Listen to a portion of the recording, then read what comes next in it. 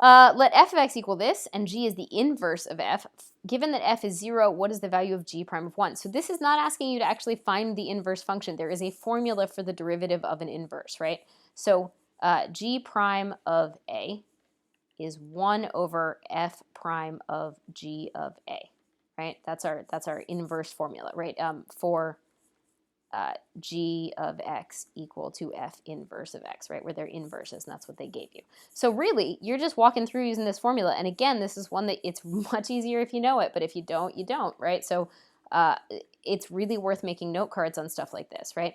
So the first thing I'm going to do is I need to find g of 1. Well, because g and f are inverses, right, I know that f of 0 is 1, right? So if f of 0 is 1, g of 1 is 0, right? That's how this works, right? That's how inverses work, right? So because they're inverses, right, the x's and y's are switched. So I now know I want 1 over f prime of 0.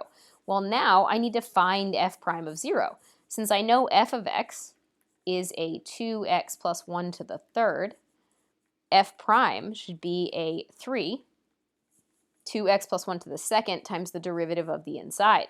So my f prime of 0 should be a 3 times a 1 squared times a 2, so I think I get a 6. So I get that this is a 1 over 6. And then I look for my answer, which is D.